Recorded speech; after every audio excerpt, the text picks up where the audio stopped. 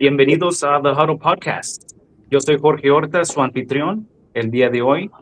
I'm your host today, and we are at episode 200 on Cinco de Mayo. Thank you for being here today. Special guests, we have Angelica Gonzalez, Mauricio Rapalo, Eddie Guillen, and Jorge Aguirre. How are you doing today? Good. How are you? Good. Happy birthday. Thanks, I appreciate it. Cumpleaños. The big 4-5. Everything's hurting, my back, my front, my top, my bottom. There's nothing that ain't hurting right now. Go ahead. I'm sorry. No, go ahead. But yeah, no, everything's hurting. I'm 1 year older, and I appreciate you all for being here with me today. I know I seen you and Eddie, Angelica and Eddie here just not that long ago after Fiesta, which Fiesta usually takes about 2 weeks here in San Antonio. And thank you for letting me know you guys were coming out, because it was a joy seeing you, even if it was for a split second. But yeah, thank you. And other than that, Mauricio and Hope, I haven't seen you guys since. Yeah, it was lots of covering. fun. Thanks for. Yeah, it was a lot of fun. I wish it would have been better weather though. For sure. Yeah, it's been raining too much over here. I don't know about you, but over here in Texas, over here where I'm at, it's raining a lot. Mauricio, you're probably getting a lot of that rain too, maybe in Houston. Yeah, a lot of humidity right now. Yep. So I don't know how that is when you're working with certain floors, but it does affect some people, the humidity. But yeah, other than that, guys, I appreciate you for being here. Today's episode is leadership, cultura, craftsmanship. Y gracias por estar conmigo el día de hoy. I want to get your take on coverings, because that's where we all pretty much vibed at this year, 2026, and some of you are rock stars here. We got some awards that were won by some of you, which I didn't know what that meant, rock stars in the tile industry, until I went to coverings and I got to meet all you rock stars, and I appreciate you, and thank you for being here. So for today, I kind of want to ask you guys, how do you feel about coverings? I thought it was superb. I had never been to it. It was my first time, and it was just extraordinary to see for the first time. It's just, I want to live in those little like just demos that they make. It's, somebody could live in something like that. For sure. I could put it in my backyard and make it like a party house or something. These are just, you walk in this stuff and it's so ginormous. I was like, how long do these guys take to build this stuff? Because it seems like it would take me an eternity. So I'm not sure if you guys have ever been there before when they're building this stuff. How does that take place? Have y'all checked it out? Yeah, so they usually take anywhere from honestly 3, 4, 5 days. They do it so quickly. It's all local contractors that put everything together. Everything is shipped in crates, and you have to, as quickly as you have to set it up, you have to take it down within like 48 hours. It's insane. wow. I'm pretty sure they get fines and stuff like that in case they don't, because I'm sure they're always having some kind of convention. So they need this stuff in and out. And either this stuff gets probably donated or just destroyed and thrown in the trash, which is just wow. I'm like, somebody took so long. Well, not that long, but enough time to put it together for that event, and then it just comes crashing down. What were your first impressions? Some of you guys, because it was my first time, and I think Eddie, it was your first time. I don't know about the rest of you. You probably have already been there if y'all are recognized as rock stars. So, what were y'all some first impressions when you went to the covering show the first time, especially the one in Las Vegas, because I think it's a little bit bigger. Well, for me personally, this was actually this last one was my first time attending. I've been to other trade events in the past, whether it's like the mosaic classes or the mud event that happens every year as well for people that like that float walls and floors. But yeah, coverings was a whole different thing. It was way bigger. And yeah, I mean, the biggest thing for me always in coming into events like that is the connections that you get with people from all across the U.S. that are in the same grind as you and that have that connection that you do to tile. It's always good to connect with people from other areas. Yeah, especially when everybody's, all around the nation, everybody's just scattered, and everybody's probably in the same organizations. So it's more like, to me, it's more like a brotherhood, a family. I noticed that right away. It's just like when we go to our events for carpet and LVP, LVT, and all these other floors, everybody's organizations, they have some type of, brotherhood, and everybody just, it seems, like you're picking up from somewhere you left off, but you've never talked to that person. It's just, you can just start conversing with people. And you're right. These connections that you make are long lasting, because of course, you're gonna kind of get attracted to some of these people and form these bonds, and later on, hopefully that helps you out, because then you're able to call somebody and ask them, hey, you know what, this and this happened to me personally in my job. What's your take on some of this advice you can give me? So that's where the mentorship comes in, on some of these people that just know more than yourself sometimes. So it's good to have these connections. What were some other first impressions that stood out with you guys, like that you noticed right away that you're like, wow, this is something I like. I knew it was worth it, and I came to see, and I wanted to see this in particular, or maybe just something that caught you by surprise, or is there anything like that you guys noticed out there? I think Eddie. Maybe the coffee on the Italian side, the cappuccino, right? Because you have one side, then you have your Spanish, your Spain, your Italy side, and I mean, I went over there just because I feel like in this one around, versus going to like Thais, for example, I felt there was so many people that spoke Spanish. So many tile setters were there that were installers, craftsmen, artisans, and they were just, everybody was speaking Spanish. So it was real easy for everyone to connect. I don't know how you guys felt about that. So many people speaking Spanish. Yeah, so last year was the first year that we did contractor tours in Spanish, and we had 2 Spanish panels. Mal was actually on one of my panels, and it was amazing. And it was the first year that we did it. So ya saben, la raza no siempre llegan a tiempo, Sí. o dicen que van a llegar y luego no llegan. Como hoy. Sí, Como yo. hoy. Llegan tarde, Looking at you, Jorge. pero No, la cosa es que llegan. It's because I was getting the tacos.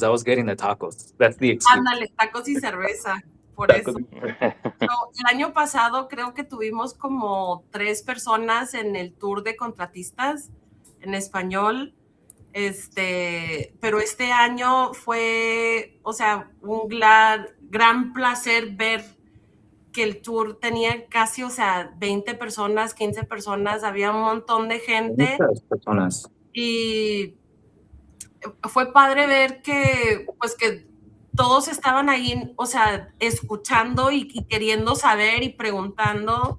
El año pasado, o sea, tuvimos los 10 stops, pero este año fueron diferentes. O sea, estaba Wonder Porcelain y otras personas. Obviamente Fila, QEP, Schluter, pero fue muy padre ver que el soporte, ¿verdad? Que la industria tiene a los latinos. Y eso fue para mí lo más impactante porque el año pasado, hasta en nuestros paneles, en nuestras discusiones, las únicas personas en la audiencia eran nuestras familias.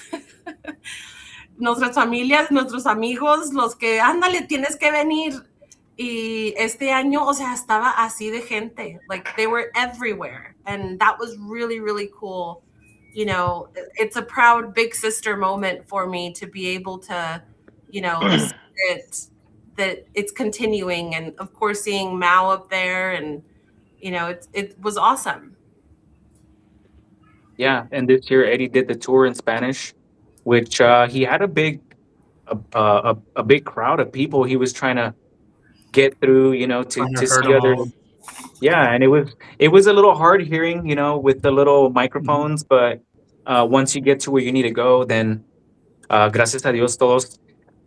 Alguien tiene un representante en cada fabricante que habla español, que es lo bueno. Mhm. So, lo que es bueno ir, aprender y que ellos sean disponibles para las personas que hablan español, ¿verdad? Porque es muy necesario ir a aprender de ellos directamente. Te enseñan ahí, te dicen cómo puedes usar la herramienta que tienen o los productos que ellos hacen que están disponibles para uno de Towsetter, ¿verdad? Solo que sí, fue muy impactante eso, ¿verdad? Eso es lo que me gustó porque atrae a la comunidad hispana así para que puedan ir a estos eventos, que yo vi mucha gente que estaba tomando eso en cuenta y estaban yendo a los entrenamientos que hablan 2 idiomas, ¿verdad? Los que te ofrecían en 2 idiomas, como Larry Creed, te daba información en español. No me recuerdo si era Ruby Tools también. Había varias personas y fabricantes de fierros y herramientas que tienen personas en español, que es lo bueno, que hay ayuda para nosotros ahí con ellos. Sí, y otra cosa, Jorge, con ellos, con compañías del año pasado a ahora, por ejemplo, Ruby antes no tenía instrucciones en español, ahora sí los tienen. Latticrete también tiene más instrucciones, tienen más cosas en español para que los instaladores puedan leerlo, porque como estábamos hablando antes, es mucha gente, o sea, nosotros como latinos a veces nomás muy a la... Nomás dale la carrera, las instrucciones las agarran y las avientan. ¿Cuáles instrucciones? Pero para los instaladores que sí quieren estar asegurados que están haciendo las mezclas bien, es importante tener instrucciones en español, no nomás eso, pero también I think this is the Spanglish, but I think that it gives us representation and it lets us know que como hispanos nosotros valemos la pena en que ellos escriban y nos hablen en nuestro idioma, porque no todos son dichosos como nosotros que somos bilingües, ¿verdad? A veces podemos escuchar el español y leer el español, pero tal vez no hablarlo muy bien. Pero o sea, we're bilingual, so it doesn't matter to us, but for someone else, it's a huge impact. Sí, ¿y qué tan importante es eso de que las instrucciones y todo esté en español para ustedes? Porque yo sé que para mí, you know, yo miro la comunidad hispana y en veces hay ciertas cosas cuando se escriben en las instrucciones que uno no entiende, ¿verdad? Esa palabra es muy fácil ahora buscar la información en el internet, ¿verdad? Aunque sea en el español o en inglés o en francés, cualquier otro idioma, pero especialmente en español. ¿Qué tan importante es para ustedes esta información de que esté disponible en los 2 idiomas o en múltiples idiomas? ¿Les ha Bueno, ayudado personalmente? para nosotros es muy importante porque la verdad casi todos los instaladores que tenemos aquí solamente hablan español. Y es uno de los problemas de las clases que dan a veces en las tiendas que nomás las tienen en inglés y los instaladores pues ya nomás se la pasan viendo alrededor y haciendo otras cosas porque no entienden lo que está pasando, solamente que alguien más se lo esté traduciendo en el momento. So que teniendo las instrucciones en español, teniendo lecciones en español, es un gran beneficio. Aquí, tan siquiera en mi área, es un gran beneficio porque no hay mucha gente que son bilingües y que están trabajando la mano de obra. Para nosotros aquí vienen muchos de Latinoamérica, de Centroamérica, y muchos no hablan nada en inglés y por eso están en la mano de obra, ellos aquí trabajando. O sea que las instrucciones son muy, muy útiles porque si alguien no está en el sitio traduciendo para ellos, muchas veces no hacen las cosas o lo hacen mal. Y ya con las instrucciones en español, tan siquiera pueden tener la oportunidad de leerlos e intentar de hacer las cosas correctas. Sí, y hay muchas personas que, aunque vengan de otros países, tienen educación en sus países también. Solo que algo tan simple como poner esa información en el lenguaje de ellos también les puede ayudar a lo mejor a elevarse para arriba, ¿verdad? Y ver otra información que a lo mejor no era disponible antes para ellos. Solo que hay personas que son educadas también que vienen de otros países, solo que es muy importante la información que está ahí. De pura casualidad, ¿ustedes fueron a algún seminario de educación mientras estaban ahí? Porque yo atendí varios, yo les digo seminarios de educación, pienso que así son, pero algo como había diseñadoras hablando, para mí algo que me impresionó fue las diseñadoras que estaban hablando sobre los colores que escogen en el principio del año, los colores que van a escoger durante el año, qué es lo que te va a usar y normalmente escogen como 3 colores y esos son los que van a hacer algo especial. Pero no sé si ustedes atendieron algo así similar a alguno de los seminarios de educación que les haya fascinado. I didn't attend any, but I would love to know what was said in some of those design seminars. Yeah, the Or design any- seminars were cool. The color ones, they were just showing you how, like, they pick out the colors every year, and I don't know as far as like how they chose them because it was so much information thrown at you, but they end up choosing so many colors out of a palette, and those are the colors that are going to be used throughout the year on magazines and such. I thought that was really nice. And then there was other stuff that I went to that I'm not a towel setter, so I would go in and they would talk about, something in the TCNA handbook or something. And I'm like, what is that? And you have to show me pictures because I don't know. I'm just looking at something and it's just numbers and, some stuff I do understand, but other things I'm like, I don't know what that is until I see it personally or work at it personally. But I'm sure it's a lot of information for you guys. So did you guys attend anything else other than maybe? For a while I stopped by. It was a discussion panel on deflection. No sé la verdad cómo se dice en eso en español. Es cuando los pisos que se mueven con la presión del peso y cómo te afecta eso en lo que es el azulejo. So yeah, I went there for a little bit, y la otra que fue uno que se llama Mindset Matters, que pasó cada día, y se dedica a lo que es la salud mental en nuestra industria. Como mucha gente que trabaja en la construcción no habla mucho de depresión o la ansiedad que uno anda pasando, que si está atrás en el trabajo o lo que sea, también familiar, lo que sea. Especialmente pues como nosotros como latinos siempre si uno anda depresado nomás dicen pues, ponte las pilas o ponte a hacer algo. Entonces sí me gustó que la industria anda puchando eso también, de que si no nomás deberías de enfocarte y seguir adelantando en lo que es el trabajo, pero también cuidar lo que es tu mental. Sí, lo físico y lo mental. Yo también fui a esa presentación, era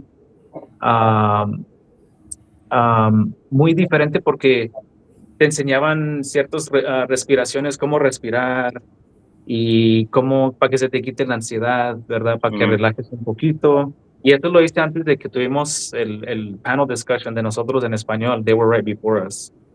So I was on that. I was like, okay, let me go ahead and check this out. And it was, it was very different. And as long as you participate, it makes you feel better when you do stuff like that because everybody else is doing it. You don't want to be the one that's not doing it. So, Yeah, yeah. participated in it because I was there anyway. I was next. We were next on the panel discussion. Pero sí era algo muy diferente, muy necesario porque la raza, tú sabes, no es así como dices tú. They're like, hey, ponte a jalar, no seas huevón. Son bien gachos todos, ¿verdad? En la raza de nosotros. Solo que sí, no, es bueno tener algo un poquito diferente, ¿verdad? Para que quiebre esa rutina de que siempre te están nomás picando, nomás pique, pique y algo más mejor, algo más positivo, ¿verdad?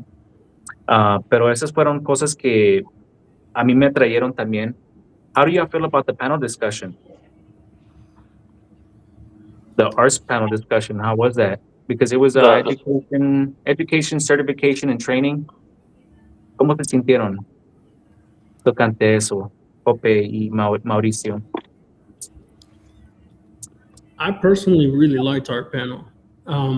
Like Angie was saying, last year she gave me the opportunity to be a part of the panel or a Spanish panel. Y esa fue la primera vez que pude hablar en frente de personas y tener esa experiencia. So I thought this panel in particular, both titles of the panels that were discussed in coverings were really interesting. Of course, I was a little biased to our panel because we were a part of it, but I thought it was really important, and I thought the amount of people who were there, I think it was also kind of getting into that realm of when the giveaways were about to come out, follow after us. So a lot more people were there, and even though not everybody sat down in front to have that keen attention to what we were mentioning, you would see people walk around that would be holding their drinks and happy hour. They would stop, they would look at us, they would look at the screen. At least that's what I noticed. And I think it's another step forward towards pushing the Hispanic strength within our culture. I personally enjoyed it a lot. What you guys think? I mean, for me, I agree. I like that the industry is, making an effort into reaching the Spanish speaking community as far as the education and certifications. I think it only elevates the industry as a whole, having more people certified, especially Spanish speaking people, porque pues la verdad es una parte bien grande de aquí en Estados Unidos, el idioma segundo más hablado de aquí. Y la verdad muchas veces se nota que, o ves en los comentarios que comentan como cosas que uno no tiene que reputación buena en cuanto a los latinos de hacer trabajos correctamente. Y yo no creo que es por la razón de que ellos o nosotros no queramos. Pues uno nomás hace el trabajo de la manera que aprende uno. Entonces, sabiendo hacerlo correctamente, teniendo certificaciones, hacer las cosas a los estándares de de nuestra industria, yo creo que cualquier persona puede hacer lo mismo y aprender a hacer las cosas de la manera correcta. Sí, digo que, bueno, yo nomás puedo hablar de mi área y Angélica puede estresar y llorar todo lo que cuando le enseño, cuando le mando fotos de cómo hacen las cosas aquí, pero de la gente que hace todo lo que es las membranas y todo eso, nadie verdaderamente hace eso aquí. Todos piensan que es algo opcional. Y todo eso, que con la primera vez que tomé una clase de shooter, se me hace que nomás somos unos 10, 15 que usamos el producto. Somos una ciudad de casi 800,000 personas y todo con tantas casas que están haciendo cada año. Todavía hasta ahorita, si voy a las casas nuevas, entro y están instalando travertino sobre Durock sin nada de membrana, y para ellos es algo normal. Así son las cosas que siempre se han hecho. Y estoy viene siendo eso de la educación. Muchas veces piensan, dicen, no, pues ya tengo yo tantos años haciendo esto, nunca me han dicho que lo estoy haciendo mal, o que yo lo estoy haciendo correcto, o nunca me ha fallado, o que para qué voy a cambiar yo las cosas, porque voy a gastar yo tiempo y dinero en aprendiendo y haciendo otras cosas cuando los demás no lo están haciendo. Y es uno de los problemas que tenemos aquí, porque lo quiero hacer correcto, lo quiero hacer como deben ser las cosas, pero también el cliente, lo que tenemos aquí son bien diferentes cuando viene siendo al precio. Y todo, obviamente, si voy a poner las membranas y instalar todo eso, va a costar mucho más que alguien que nomás va a poner, el panel de yeso y poner 3, 4 gotas de thin set y para arriba y a la siguiente casa. Muchos de los instaladores aquí, las casas nuevas, están instalando cerámica en la mañana y ya para la tarde llega el segundo grupo y ya le están poniendo la boquilla. So que en un día acaban toda la casa completa. Si la están haciendo correctamente es imposible hacer eso, pero así viene siendo la industria aquí, y viene siendo también eso de la educación. Es de que no tenemos nadie aquí que están enseñando, que quieren aprender bien, pero la cosa es que la gente quiere aprender, hay gente que sí quiere saber cómo hacer las cosas correctas y avanzar adelante. El problema también es apenas, como estaba diciendo ahorita, apenas están sacando las instrucciones en material y en los productos en español. Eso que hasta que tenemos las clases en español, la gente no va a saber que últimamente han estado haciendo las cosas incorrectas. La primera vez que tomé la clase yo de shooter y nos estaban enseñando todos los defectos y cómo queda todo mal, yo simplemente me quedé sentado pensando cuántos baños ya quedaron todos dañados de las cosas que hice incorrectamente. Pero eso fue porque yo no sabía cómo hacer las cosas correctas. Yo aprendí de otros instaladores que ya tenían 20, 30 años haciendo el producto, haciendo esto, y así fue como yo aprendí a hacer las cosas. Viene siendo, y como uno de los trabajadores que trabaja conmigo, como dice Heito, muchas veces para la raza, yendo a la escuela y aprendiendo, es visto como una falla de ellos mismos como trabajadores.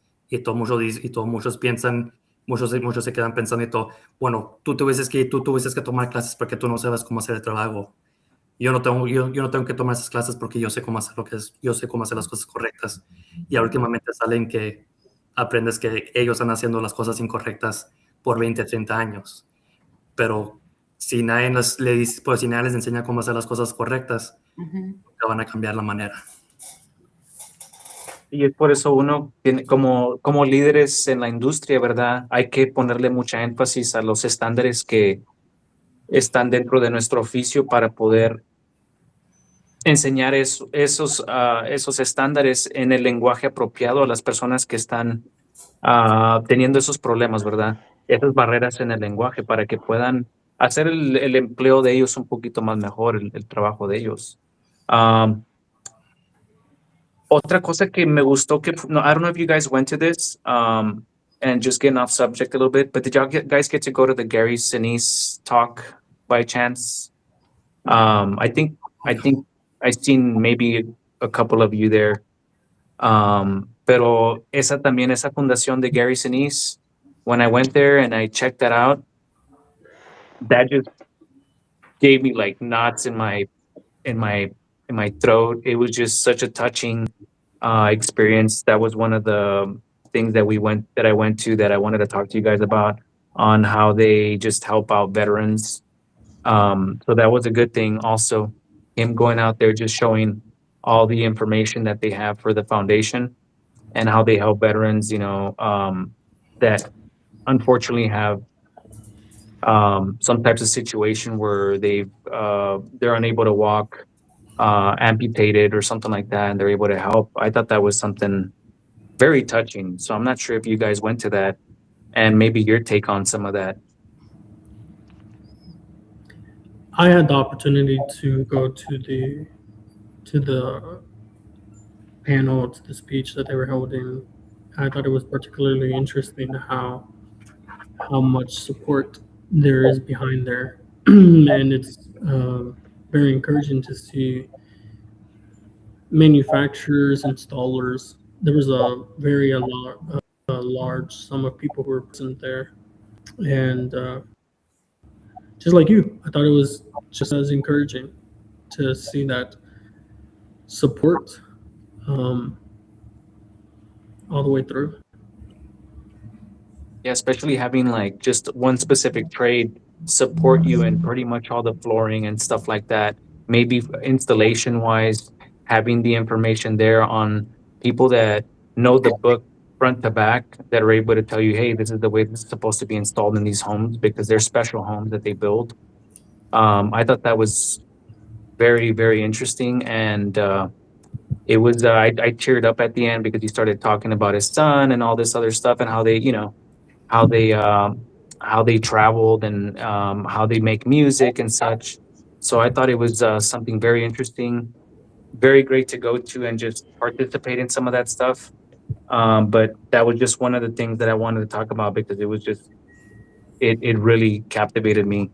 Um, I think it says a lot about our community, like you were talking about earlier, like the tile community, the stone community.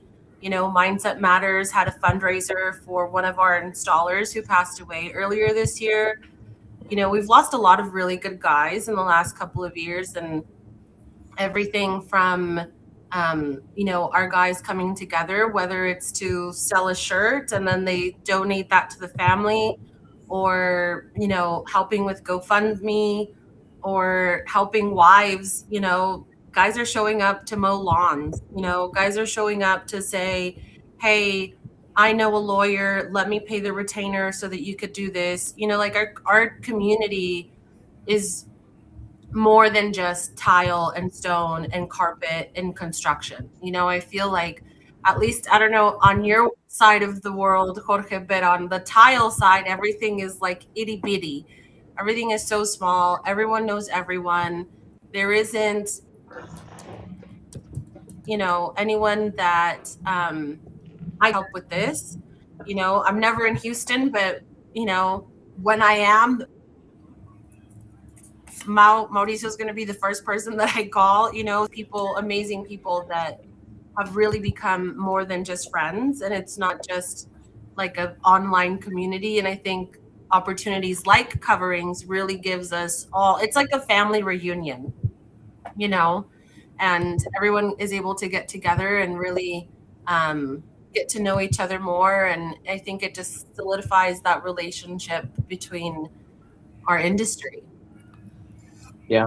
And it's because we put ourselves out there too. Like you're gonna know these people because you're going out there to these events, whether they're local, regional, or you have a travel across the country for something like that. You know, that's we have the same thing with our organization too. We've had people that gotten sick, and we do also fundraisers, shirts, stuff like that. And there are people who travel across the country just to go see these individuals that might have gotten sick or might have passed, and just to see their family members for support. So it's a good thing. It's the same thing in both of our organizations, and that's good. That's what we want to see, because once you start going to these organizations, cuando comienzan a ir a estas actividades que tenemos, ¿verdad? Dentro de la industria, se comienzan a hacer, tienen son como esa hermandad, ¿verdad? Son como familia. Después ya nos comenzamos a hablar, así como nosotros ahorita.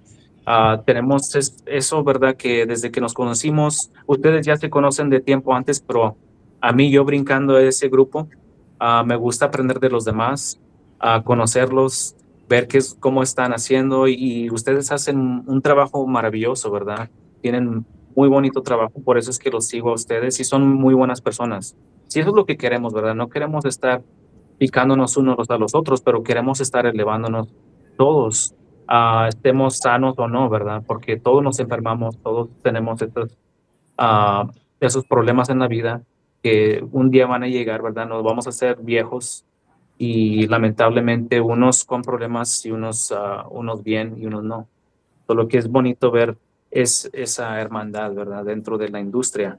Y la única manera que lo vamos a poder ver es si nos presentamos, ¿verdad? Porque si estamos escondidos en un rincón, well, we're hiding, we're never gonna know, I'm not gonna know who you are, right? And it just takes a little bit of courage to go up, just talk to people. And especially once happy hour comes, then of course, I'm gonna grab a beer and I'm gonna wanna talk to you guys. But yeah, other than that, what do you think about the CTI, the guys that are doing the CTEF demo live? I thought that was super cool. When I went over there by QEP Roberts area in the back, they had that little area where, every day I guess they had a different group of guys going up there and just taking that test. And it didn't look like anything big. But I'm sure like some guys don't even finish it. No, it's a huge deal. So the CTI and Jope Mauricio, correct me when I'm wrong, but with the CTI, it's a two-parter. You do your online, you do your test, and then you do an in-person. I think the biggest challenge with doing it at coverings is obviously you have a bunch of people staring at you, and it's noisy, and it's not very climate control.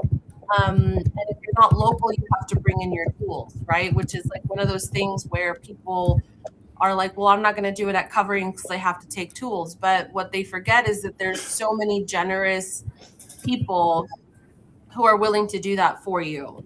And part of my job, myself, I don't know what the word is, but I mean, installers are my passion. I love all of my guys. And, we had a couple of guys that said, well, I want to go to coverings and do my CTI, but I don't have any money. So I immediately got on the phone. Let me see who I can call. Let me see what I can do. Because it's all about who you know. And it's all about how long, what's the worst thing that can happen? Vas a preguntar y te van a decir que no. Okay, te dicen que no. Pero to be CTI is such a big deal, at least here in Texas, Mao. I mean, we have a couple of CTIs in the state that do work abroad. They do work in the Bahamas. I mean, Trinity is a CTI and an ACT, and they hire him to go to the Bahamas like several times a year just to watch them install tile. And I'm like, I want to go to the Bahamas and just watch. Like, they just invited me to Puerto Rico in case you want to go do carpet. I will watch you. I'm like, I don't know if I want to go. All right, I'm going to go. All right. Well, I'm sure your wife said you better be going, or she's like, I'm going with you. All right. I told her, I'm like, grab your stuff. We can go to Puerto Rico.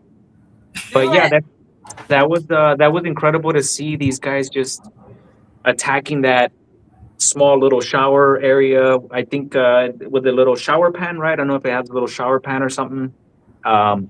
25 square feet or 28 square feet. I can't remember what it is. The shower wall, shower floor, 2 walls. It's very intricate. The way that it's graded, it's very, very intricate. It takes a really long time to grade it. You're timed. Some guys finish early. Some guys never finish at all. And, that's the whole point, is just trying to really test. And it's not, you can be an excellent tile installer, like the best in the world, and still fail your CTI. It has nothing to do with how you do your cuts and how intricate you are with your mosaic and how good you can back butter and all this other stuff. It really has everything to do with how well can you follow the industry standard that has been set before us by the TCNA. I would love to know Hope's experience, because I had the experience of taking the CTI test, and it appears when you look at it, the first thing as a tile installer, you go, I can do that. I do this every day, right? Like you get this almost sense of confidence. You're like, okay, this is what you kind of mentally think, I'll do this, I'll do this next. And throughout the build-up, you actually do that mental step-by-step in your head. I was curious. I failed my first run at it. I was shy off by 8 points, and I know now where I could have gotten better at. But I was curious to Hope's experience, and then you, Jorge, uh, the in the carpet industry, the certification, and like what that process looks in comparison to like the CTI. Yeah, for me, I think I want to say I took the test in 2018. When I took it, I hadn't actually, I had just moved to Portland area, and I hadn't really heard about NTCA or CTEF or anything like that. And it was through a boss I was working with at the time. His name was Dirk Sullivan. It was with Hawthorne Tile, and he signed me up for it. Basically, not soon after I started working with them.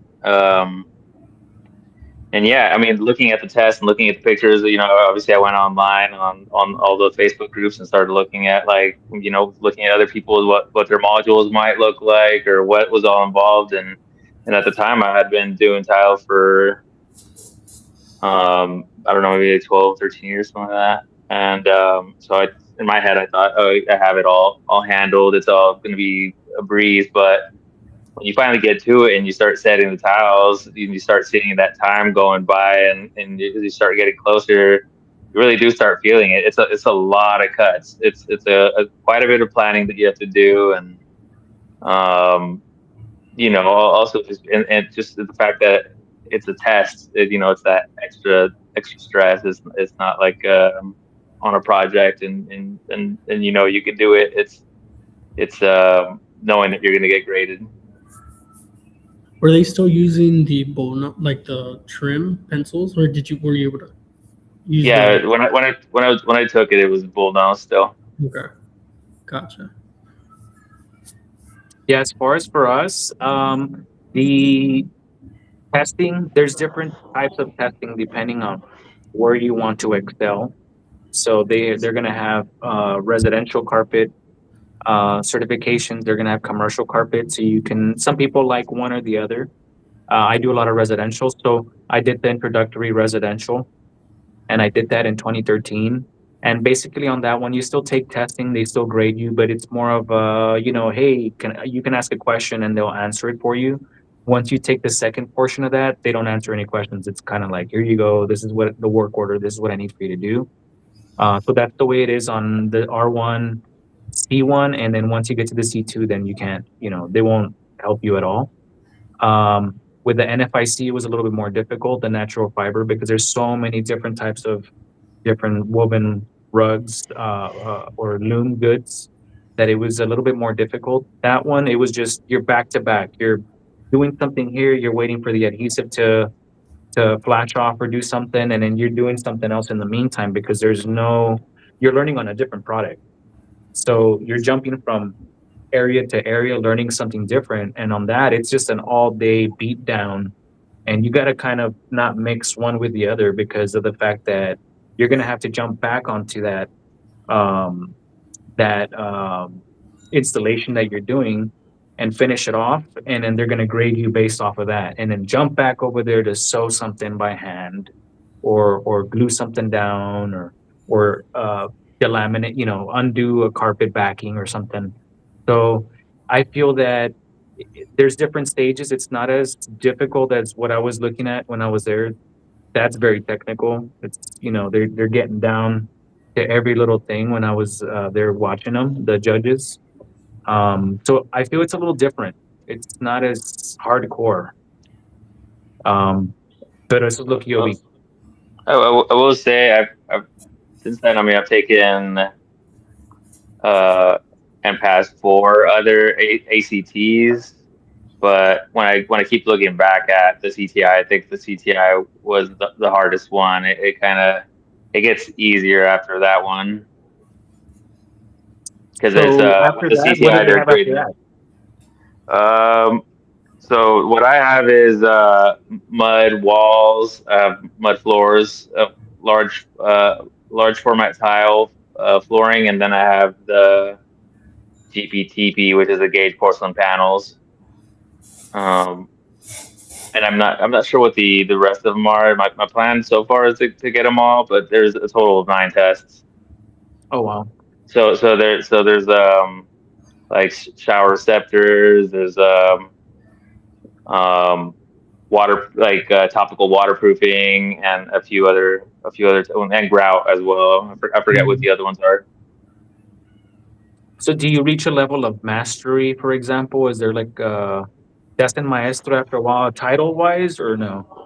I don't know if I don't. I'm not really sure where our industry so far is when it comes to that. We only have on the residential side, we only have one person so far that has it. And that's Nick Strusik, and he just completed it this year. I don't. Besides that, we don't really have anybody else that has all of them. I know the union side of things, the commercial work.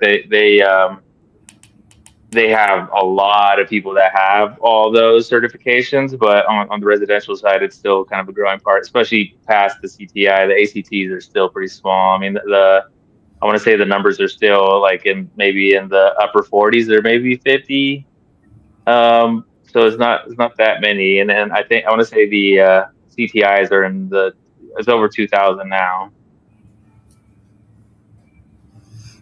And which those classes are pretty moderate in pricing, would you say, or are they? Is it like they're affordable? Yeah, I mean, with the CTI, I mean, there's so many, like Angelica was saying, there's a lot of resources out there. I mean, I mean, when I took mine, I did it through a boss at that time I was working under somebody, but like at the motor event, tech pays for tests, and that coverings. What do we have? We had Schluter and QEP, and I want to say there was somebody else that sponsored. So there is options. I want to say the tests are around $800, but what I always tell other contractors that want to take it is that $800 at the end of the day. I mean, it's a tax write-off. It looks great on your company. It's something that you advertise. You get more out of it than what you spend. So it's to me, $800 is nothing when it comes to like growing your business and expanding what you want to do. Yeah, especially go ahead. I'm sorry. I say, just to touch on the pricing, I mean, there's tons of resources, tons and tons of resources. It's literally the worst that can happen is that someone says no. But no one's going to, it's yet to I've yet to been told no on someone who wants to complete their CTI and they don't have a place, or, they don't have the money to do it. A lot of times it's just, we get sponsors to, all you have to do is get there and they'll get you your hotel and they'll pay for your test. So a lot of it is like, you have to meet them halfway. Not everything is going to be completely free, but there's definitely tons of places.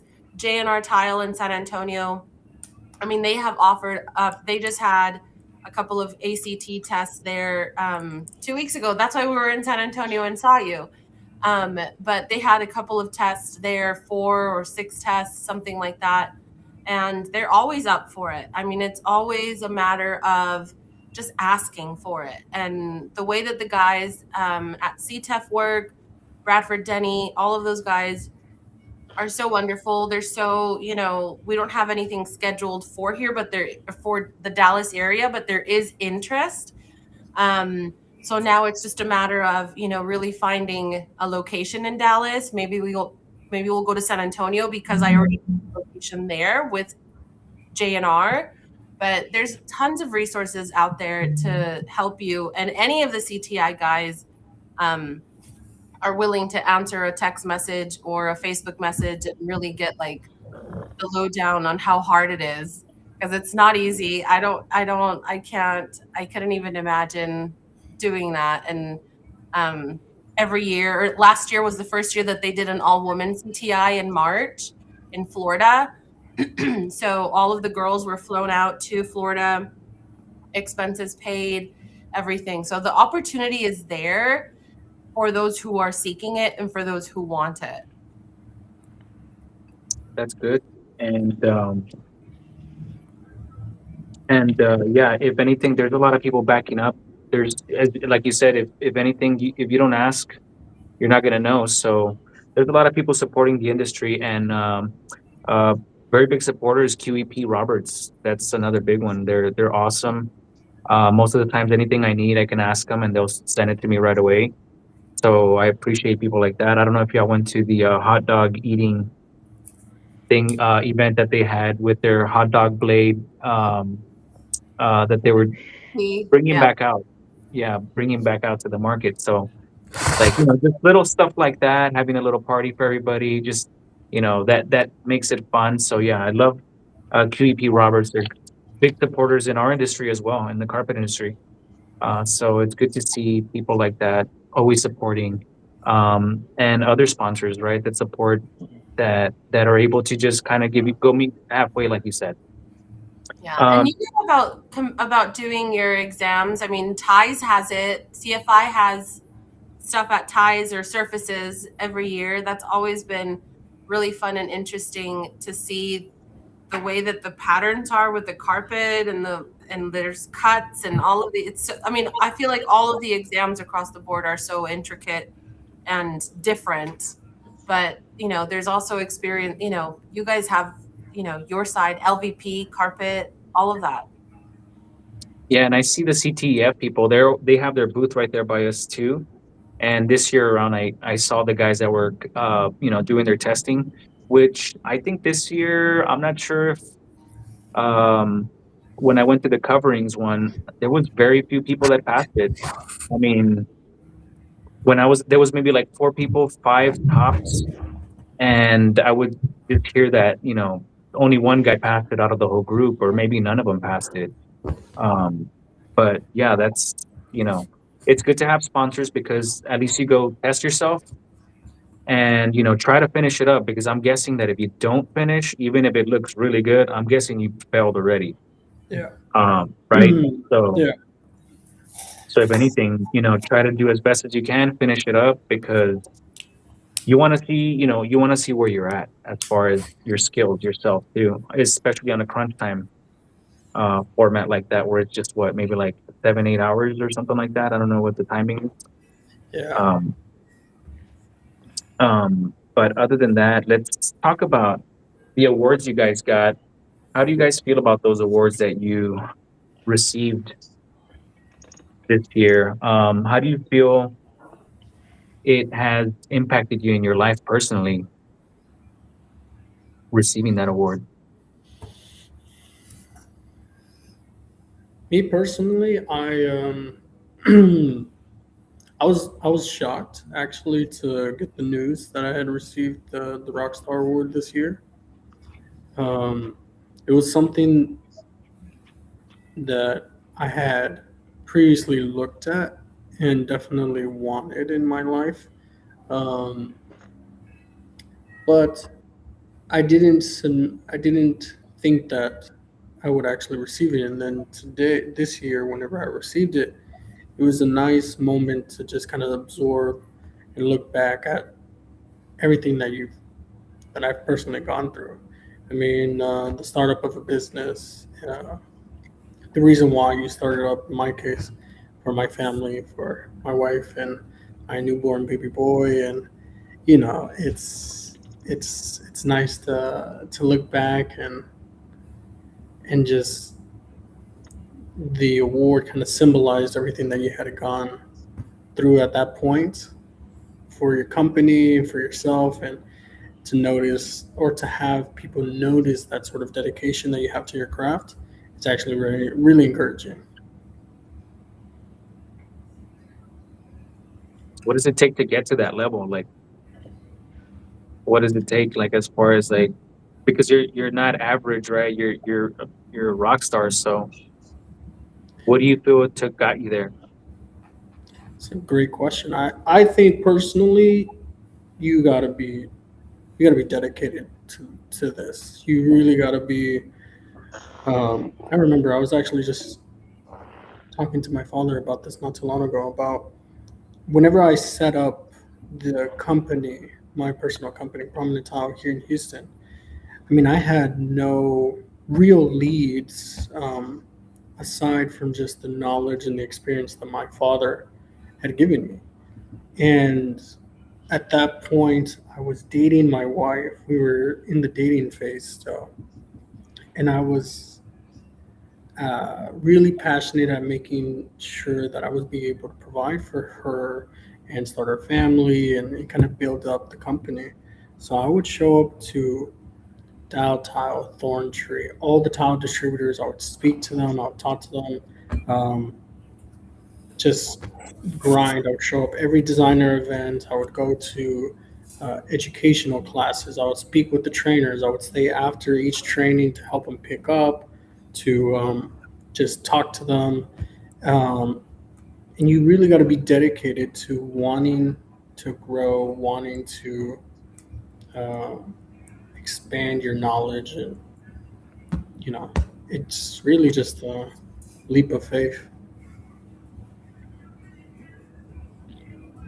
Yeah, that's how I felt it with myself as well. Like, you're not going to get to where you want to be at if just sitting down, playing video games somewhere. You got to actually get up, get out, get out of that routine, start studying, picking up the books, and just, going to where the knowledge is that you need in order to succeed. And I didn't mean to make that rhyme, but it did. But that's what we need, right? We necesitamos levantarnos de esa rutina de todos los días, agarrar un libro, aprender algo nuevo, y parar de ver novelas, comer fritos y soda, ¿verdad? Y salirte de esa rutina y ir a aprender algo, porque hay algo más allá, ¿verdad? De lo normal. ¿Quieres hacer más dinero? Aprende algo nuevo, porque hay unas personas que en veces se meten en una rutina y están en la rutina por años. Misma rutina, en veces hasta como que te fastidias de lo mismo, andas fastidiado. Para mí era aprender algo nuevo, dentro de los mismos oficios, nomás algo diferente. Déjame aprendo cómo hacer esto para que mi mente comience a trabajar en algo nuevo, porque después estoy estancado en el mismo lugar y no me puedo salir de ese charquito y brinco de un charquito a otro todos los días. Pero cuando ya comencé yo a aprender algo nuevo, dije, y era lo mismo, salirme de nomás estar pegado en viendo, viendo televisión, jugando video games y comenzando a hablar con personas. Hey, ¿cómo lo hiciste en ese trabajo? Y luego comienzas a ver las cosas diferentes. Cuando vas a un lugar, a un edificio, dices, oh, alguien hizo esto, right? ¿Cómo es que lo hicieron de esa manera? Quiero aprender cómo hacerlo. Solo que es esa rutina, uno tiene que salir de esas rutinas todos los días.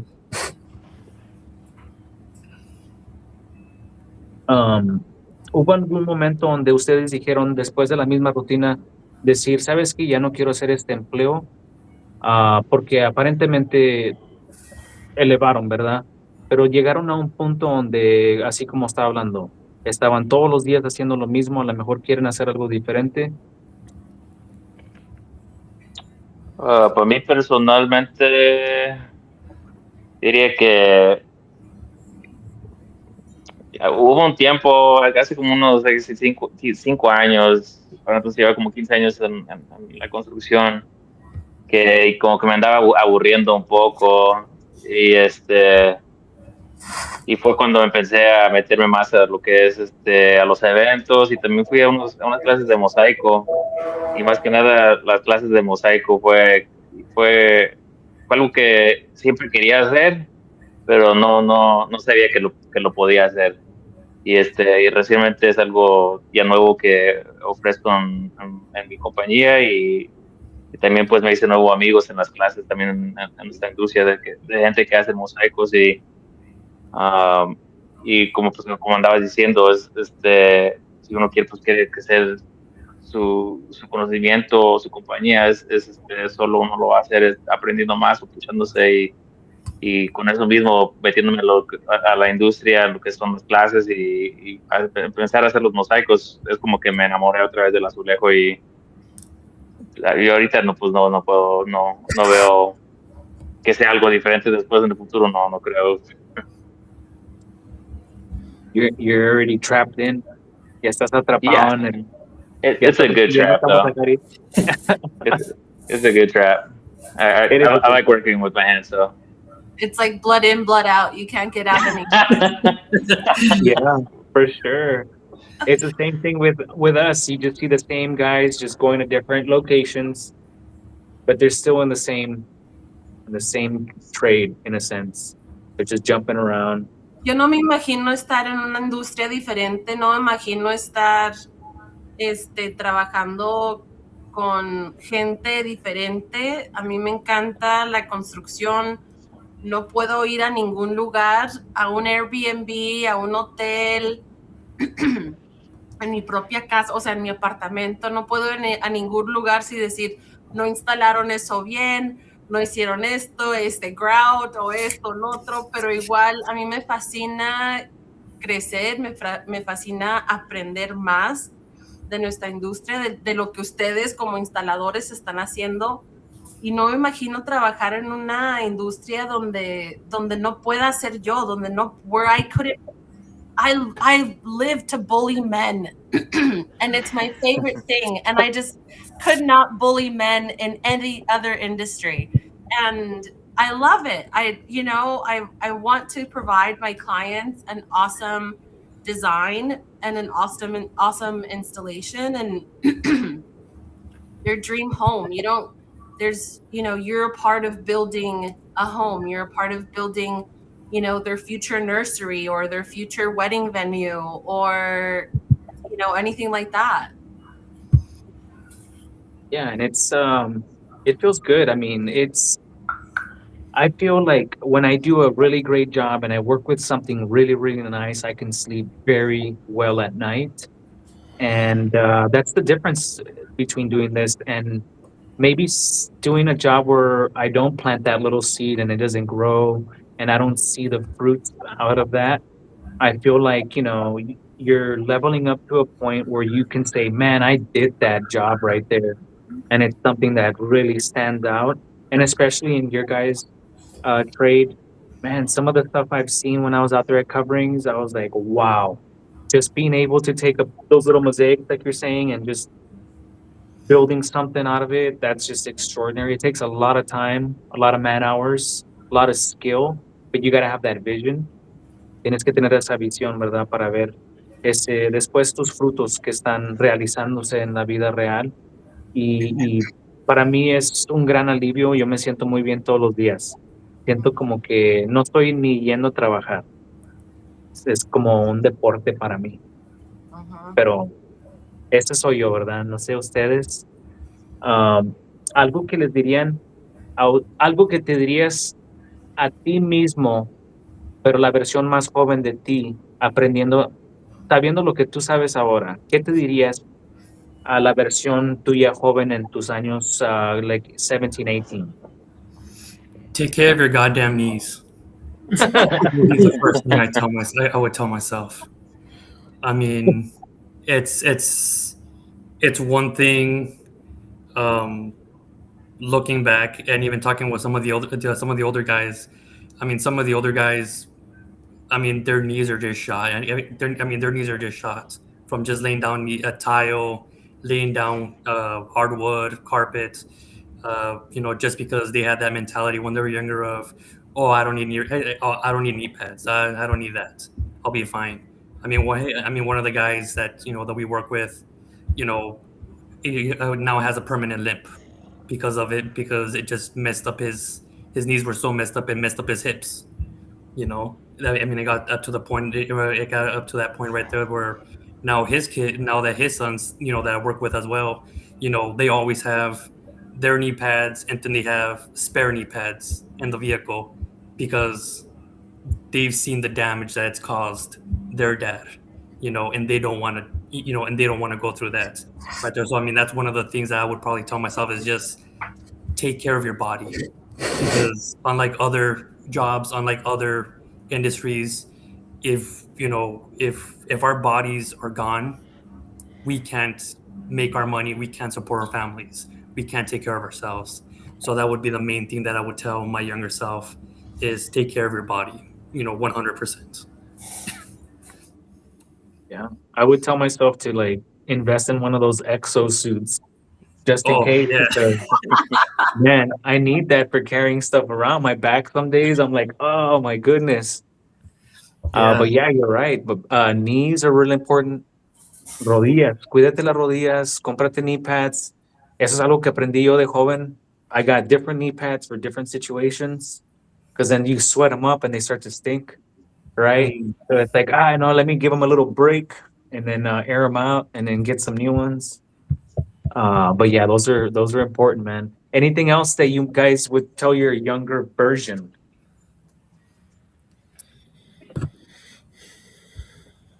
So I've only been in business for roughly about 4 years since I opened my company. I'm not sure what I would tell my younger self. I think the path that I've taken so far up to this point, and every event opportunity, take advantage of every opportunity. Don't be shy to speak to people.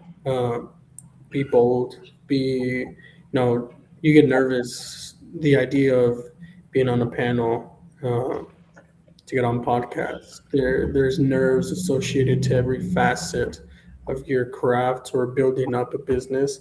And as the head of a company or the lead installer or just a member part of a company who's wanting to grow, I think something that I took personally and trying to break that ice for yourself and just go at it. Just go at it, be bold, and look back knowing that you did everything that you could to grow. Yeah, and I feel a lot of the people that are at these locations, these functions, these expos, these conventions, whatever you want to call them, they're there because they probably want to talk to somebody too. So I feel that everybody that's going to these functions, they're going to want to talk to somebody. They're not going to stay quiet. Even the people that are getting paid to be there have to talk to you, even if they don't want to, right? So that's one thing you're right about that. Just go out there, talk to people. Because what are they going to do? Just turn you down?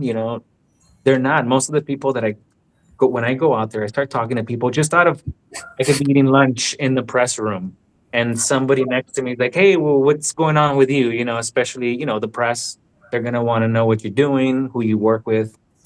So it's everybody wants to talk to you. There's people that are there that are paid to talk to you, and then there's everybody else is there just to have a good time, see some new stuff, network, make these connections that are going to be forever and ever, and hopefully they're great connections, and everybody's going to level up. But the one thing that I know is that when you go to this, you're definitely going to learn something new, at least one thing, because not everybody knows everything.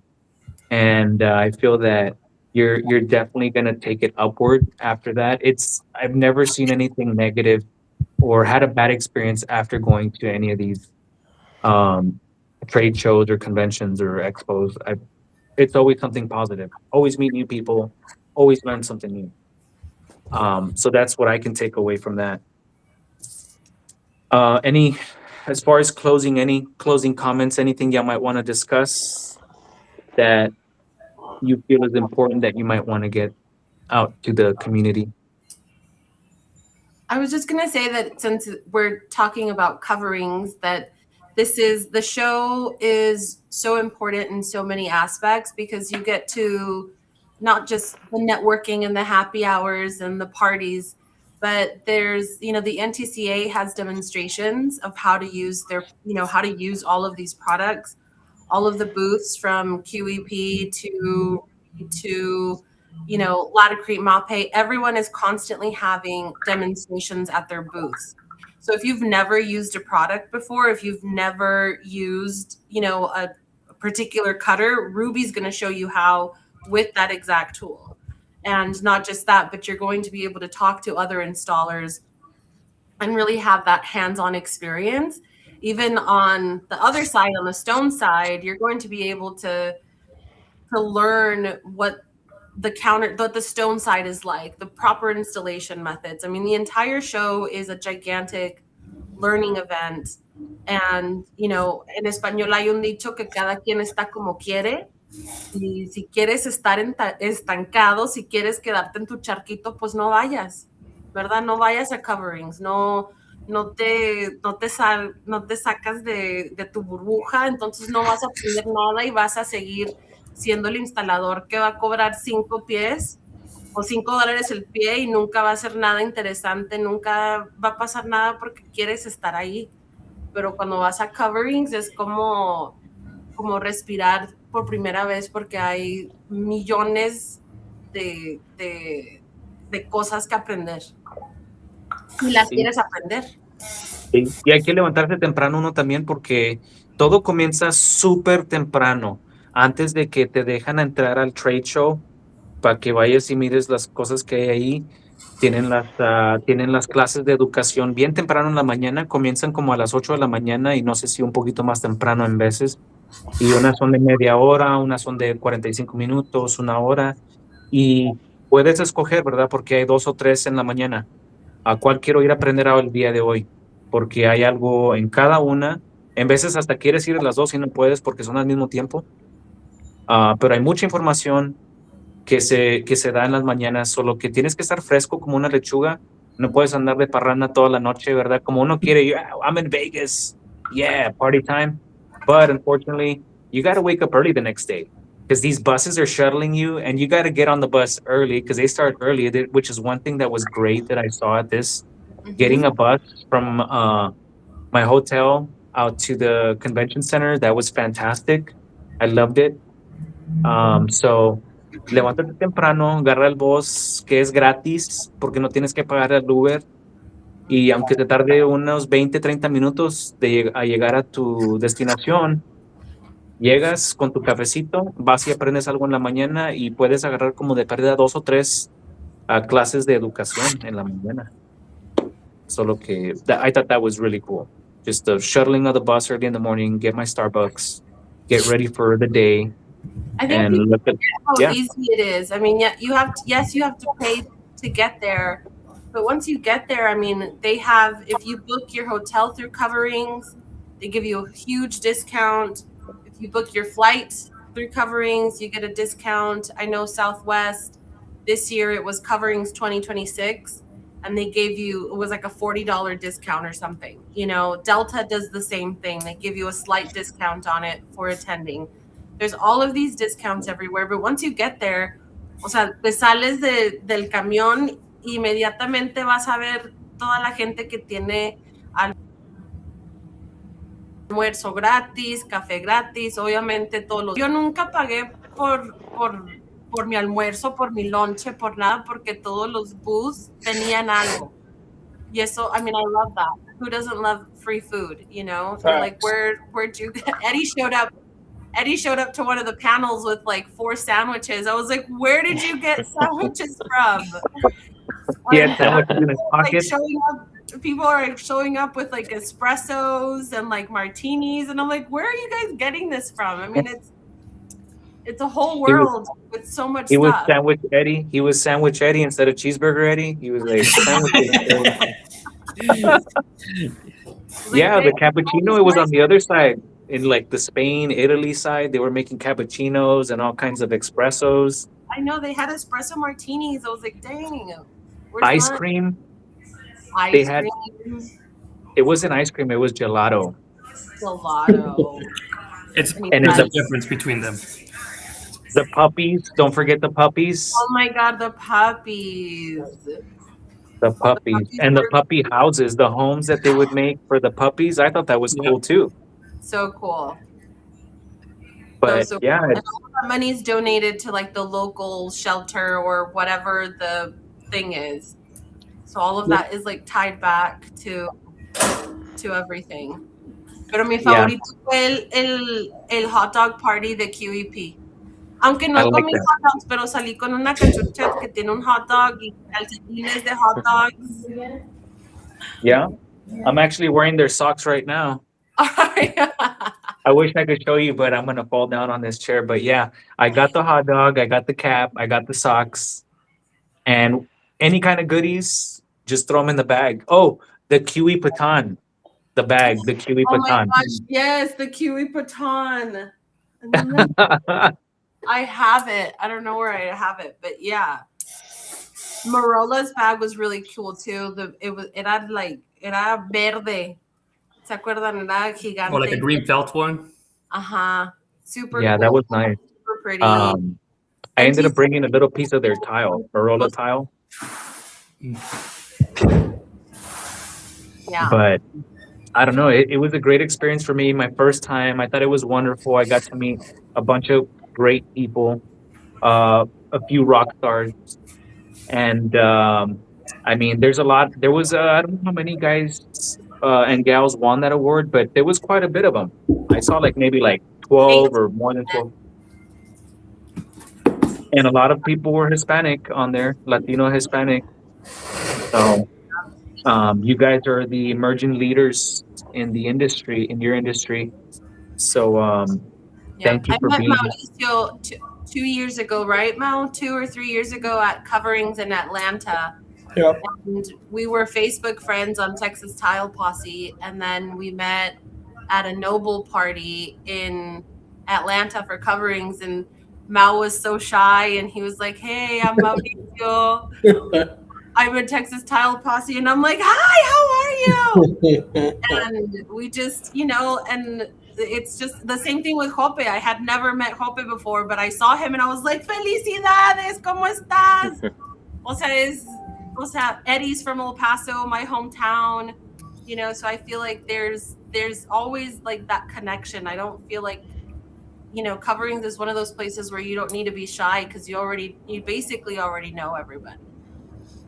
It's We're gonna funny have how to take a road trip with the Hope. it's funny how yours. Sorry, go ahead. I'm sorry, I didn't hear you guys on that last part. What you say? Go ahead, Mal was Mauricio. Sorry. something. No, I was just saying that it's funny how I was saying earlier, be bold, be chatty, and then Angelica comes and exposes me that I was all shy when I first met her. And I think overall though, next year, I think we need to create a group chat so that way I know which booth is offering the free breakfast and the free lunch and stuff, because I think I paid $20 for a burger and fries. Oh no! Cafeteria. So Yeah, next year it's in Orlando, so start booking your flights and your hotels. Yeah, I saw that. I like Orlando though. I love Orlando. It's always awesome. We always have the Texas Tile Posse always has a party at the Orlando Flyer. I don't know if you've been there. It's 400 de esos columpios que parecen de feria en México, que te sientas y nomás hay así como un cinturón de metal y luego te mandan así 400 pies arriba en el aire. It's my favorite thing in the whole entire world.